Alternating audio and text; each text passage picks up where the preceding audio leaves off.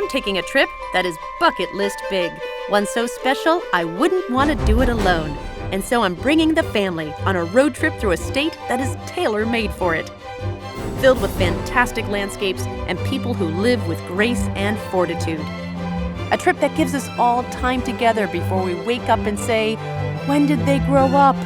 This is what life is about. This is when travel is important. This is a family road trip through Oregon. I'm Samantha Brown, and I've traveled all over this world. And I'm always looking to find the destinations, the experiences, and most importantly, the people who make us feel like we're really a part of a place. That's why I have a love of travel and why these are my places to love.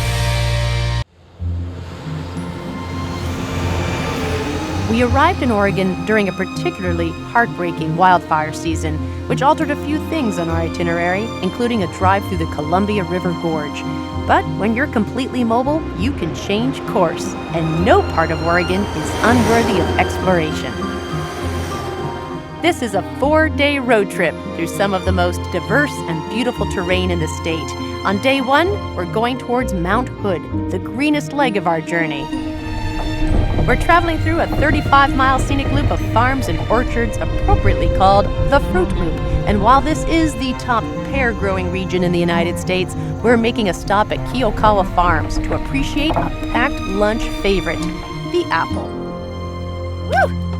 And jump. See, look at all, these are all apple or pear trees. Those are all apple trees? We're surrounded. Hi, how are you? This is Randy. Hi. Randy grows all these apples and pears. Can you believe that? He does a lot of work. Yep. My name's Randy Kiyokawa. I'm a third-generation orchardist. Look at all these apples, guys. Oh my gosh. We raise apples, pears, peaches, cherries, blueberries.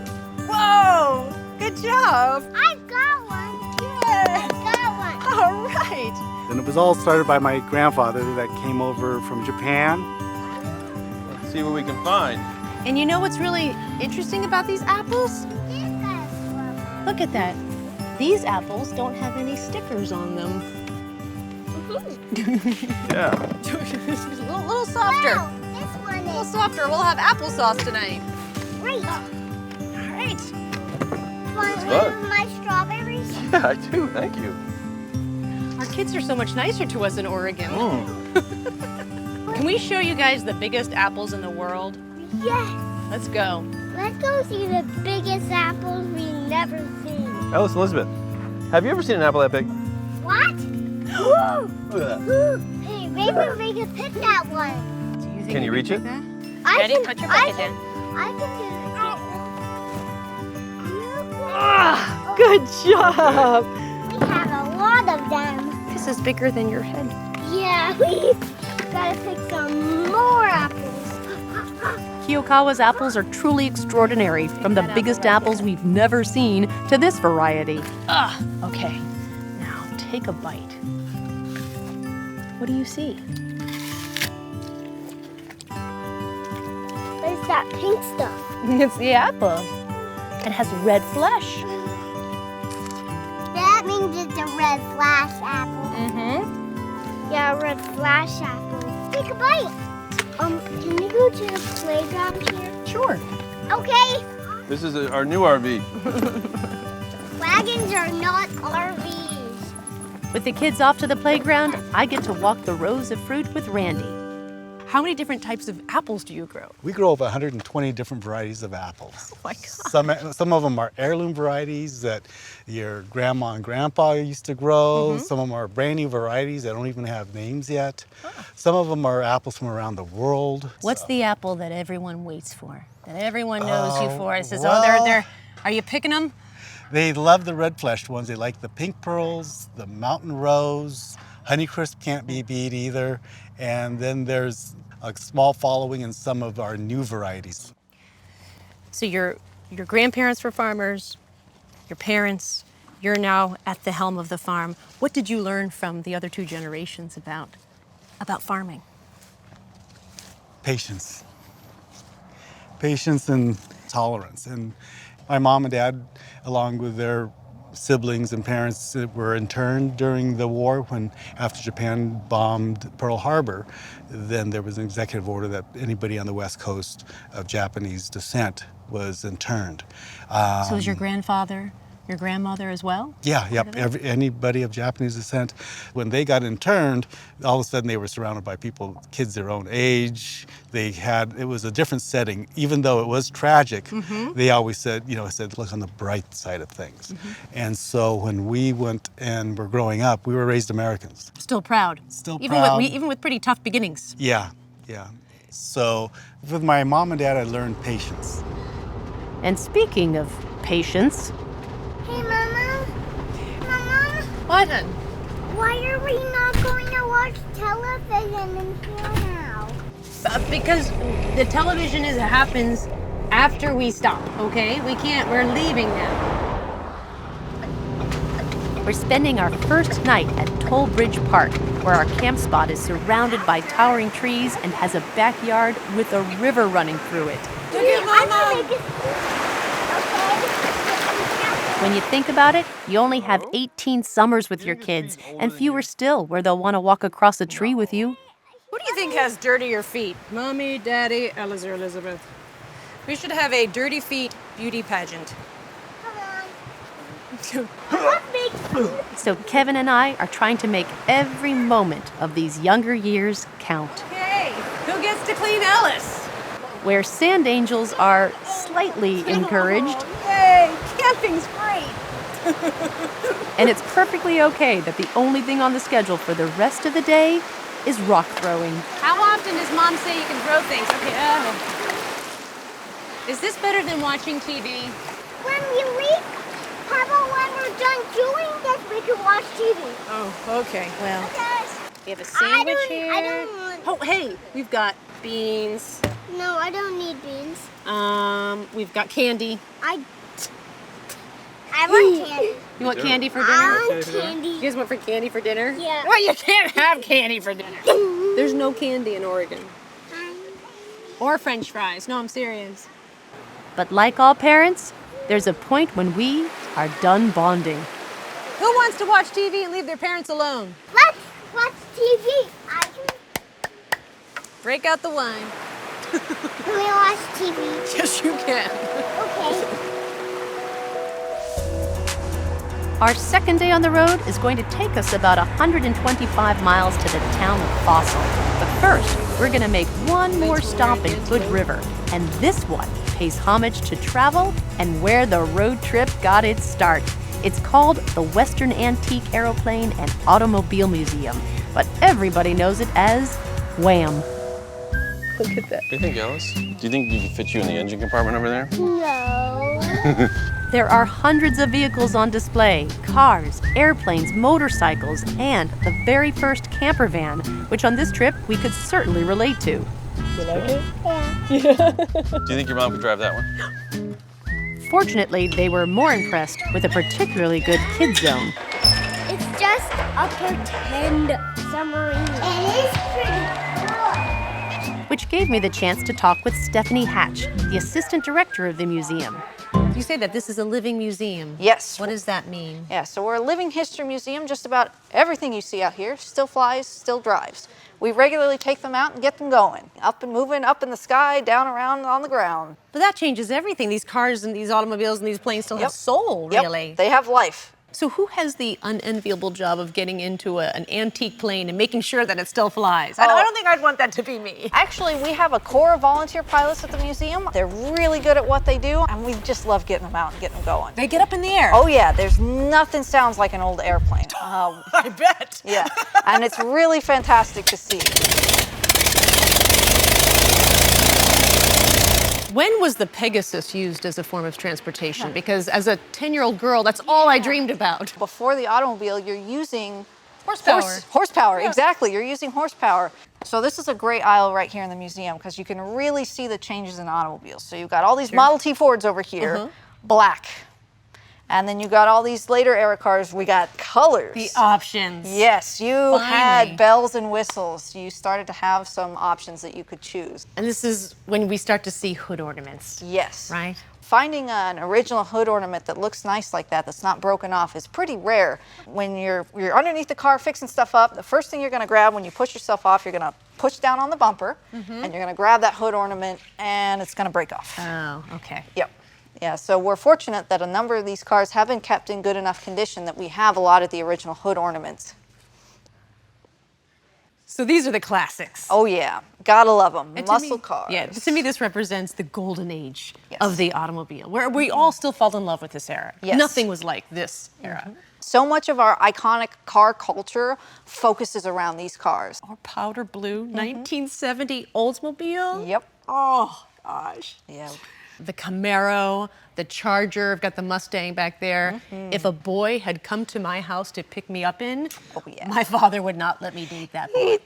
Like, these are all those cars. Yes. Right? The boy in the Dodge Dart, that was the boy for me, he thought. There you go. It's how it is sometimes. I disagreed.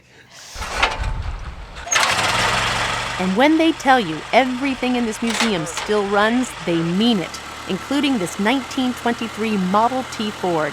And they'll even teach you how to drive it. I mean, some of this looks familiar. I've got gas, I've got a brake, I've got a clutch. Is that, am I in good shape? Almost, not quite. Am I ready to but drive? close. So you have on the left, they call it a clutch, but in reality it's low gear and high gear, and we'll never get into high gear. You don't It'll be think I can really go that easy. fast, can you? Well, you can. We'll see. We'll let you make that call when you get to it. The middle one is reverse. So when you push it down, it backs up. And then your brake is on the far right. This is the brake. That's the brake. Oh my God. Okay, so this in a way is the gas. Well, Because it's that's gonna make the going car move. forward. This is actually your gas pedal. Oh, wait a minute. This is So the you're brake. just going and to now I'm work gonna on go your gas and your left foot to get us going. Oh, that's a good turning radius. It's a little sticky. Very, it's real tight. Now, as a driving instructor, do you have the kill switch on your side too? No controls on this side. The Model T driving lesson is extremely popular and spots do fill up fast. And no wonder. You might only be traveling at 15 miles an hour, but it's still a thrill. Roads are getting curvier. I think it's incredible how quickly the scenery changes from sort of tall pine trees to desert. Yeah. And as we travel further into eastern Oregon, the rugged and rocky landscape reminds us that this was part of the legendary Oregon Trail. This is a cute town. Okay, yep. About an hour to go.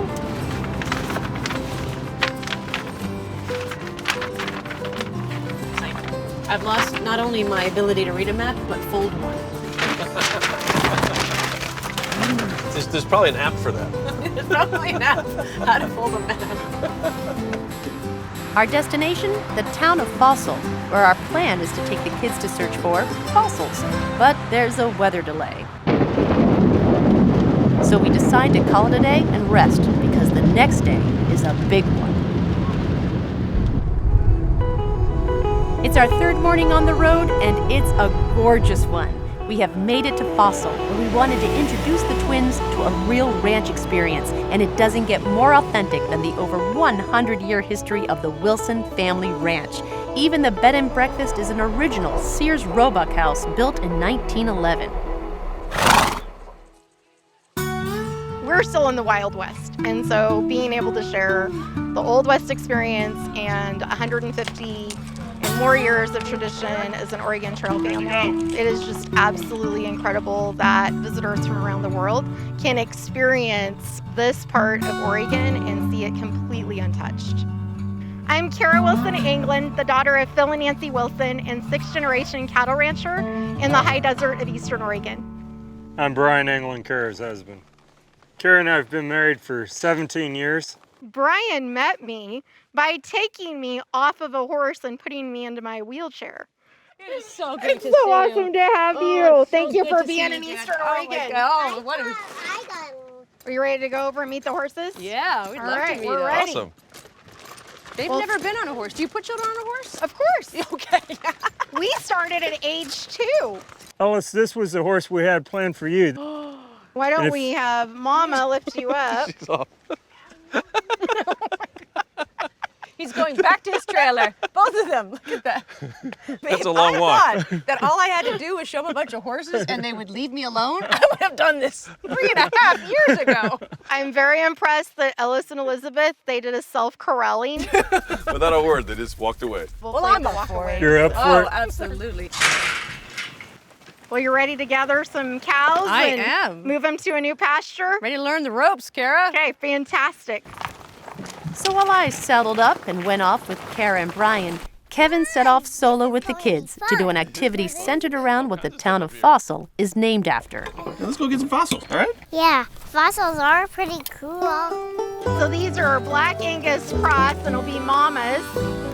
How far along are This they? coming spring, they are a few months along. The gestation period on a cow is also 9 months. Okay. So we're hoping these will calve around the beginning of March.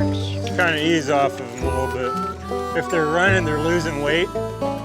So we want to just push them real easy. Okay. It's healthier on the cow, it's healthier on the calf, and you just have an amazing herd when you do that. So this is beautiful land that we are surrounded by. This is all high desert. So this would all be considered high desert, and what you're riding in right now would be the John Day Basin. This is where a lot of fossils were found, right? This area of Oregon has one of the richest depositories of fossils in the world. I think this is the right place. Meanwhile, not back at the ranch, the kids and Kevin were digging for fossils at the local Wheeler High School, which for a small fee supplies you all the tools and protective eye gear you'll need to become a budding paleontologist. I think I found an Ellis-shaped fossil right there. What do you think, Elizabeth? In order to be a multi-generational farmer or rancher, you have to know your land and you have to love your land and you have to care for it. Our hope and prayer and why we do what we do is so that folks will know that anytime you can get your meat, your produce, or whatever it is that you're feeding your family, anytime that you can get that raised and produced by another family, you know that it has the highest level of love and care. Are you worried that you're going to hit your eyes with the hammer? What happens? Watch this. That's really safe. So I feel like in the last few years, I keep hearing that more than intellectualism, more than creativity, what people really need in order to succeed is grit. How would you describe your upbringing that gave you such an amazing attitude of just perseverance? If there's any type of adversity that you're faced with, you better charge through it. You work through it. You find a way, because at the end of every day, the level of happiness that you receive in life is your responsibility. You never depend on someone else for your life's joy. The happiest place in the world for me is being able to be on the back of my horse in these hills and getting to share our blessings and joys and in life's work with those who appreciate it. We could have stayed at the ranch with Kara and Brian all day, but we had another 2-hour drive ahead of us to the John Day Fossil Beds National Monument, home to the extraordinarily beautiful and awe-inspiring Painted Hills. All right, Megan's going to show us around, guys. Yeah. I thought we were going to climb a mountain. Wait, could we do climb any of these? As far as the stripy ones over here, those we want to keep footprint free Yes. because they're so pretty without all the footprints all over them. I'm Megan Wilkins. I've been a National Park Ranger for 15 years, 6 of them here at John Day Fossil Beds National Monument. So what caused the colors? Basically the different paleo environments. So how much rainfall there was at the time that this was a forest. Ash was falling into this area from volcanoes that were, dozens of miles away from here. And it settled onto the forest floor, and depending on the amount of rain that was falling as well, it either got waterlogged enough that the iron in that ash turned red. Oh, okay. Or it didn't. Okay. Oh, okay. So it's Yeah. all iron. Yes. It's just whether it rusted. Or not. Yes, exactly. And so that's what we're seeing is just a change in the environment where it's kind of teetering back and forth between a little bit wetter versus when it was a little bit drier. How many millions of years are we talking about? We're talking around 33 to 30 million years old for what you're seeing I over would have across said 25 million, but all right, I'll give you that. Right, yeah, just a few more million. Yeah, That's all yeah. I'm asking for. It's so cool because at this age where my kids are, they love dinosaurs. And this is where they really get into dinosaurs. Right. And that's why I wanted to come here, because it really is important for them to understand that it's not just a children's book. This isn't just a cool, cute drawing. Like, these things really existed. And they don't understand, they don't get the concept of time. And I don't even know if I get the concept of time when you're looking out, but it really is its own storybook, and you're peeling back the pages and turning them as you go. Exactly. Okay, look at the camera, buddy. Let's pretend we love each other. Just hold it down. Just take a million. Take a picture upside down. All right. Thank you so much. We've had a very full day, and it's miles to go before we sleep. But we'll be able to start our day in our final Oregon destination, the town of Bend. Alice, what would you like for breakfast? We have eggs, cereal, and yogurt. Hey guys, stop fighting. What's the big idea? I have to go potty. This is a good body. Okay. Want a banana, Alice? Let's go, big guy. You want some eggs?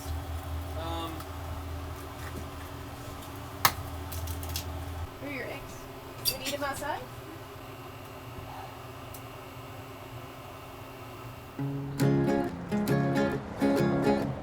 We finally made it to the city of Bend. It's a mini hotspot travel destination because of its access to the outdoors and all the sports that brings.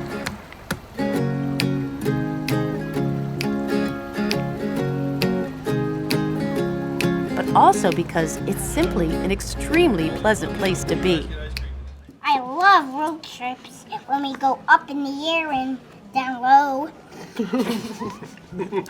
That's Dad's driving for you. You come back down again, though. Yes, but I listen. So guys, You can use the spoon. we're giving you ice cream right now. So you behave while Daddy and I drink beer. You only need to spend a few minutes in Bend to notice that there are a lot of craft breweries here. In fact, it has the most breweries per capita in the United States, one for every 3,600 people. We choose the Bend Brewing Company, partly for the great beer, partly for the family-friendly atmosphere, and partly because they understand the RV lifestyle. I remember way back in the day, we used to love to drive out west. Oh my gosh, we did it. We did. Oh my gosh, we did it. Is that orange juice? It's No. not. Is that lemonade? No. Not. Keep trying. I mean, I travel a lot, but that is a different type of traveling, and it really, I just thought it was amazing. A traveler in Oregon will find something very unique, not only because of the beauty of the place, but also the people. The people are warm, welcoming. The Eastern Oregon pioneer spirit is alive and well. When people think of Oregon, they don't think of places that look like this. They think of the other side of the state where everything's green and lush and there's waterfalls and ocean. But Oregon has a lot more going on to it. So if you're coming out this way, like, that other stuff is definitely worth seeing too. But make your way over to the dry side if you can.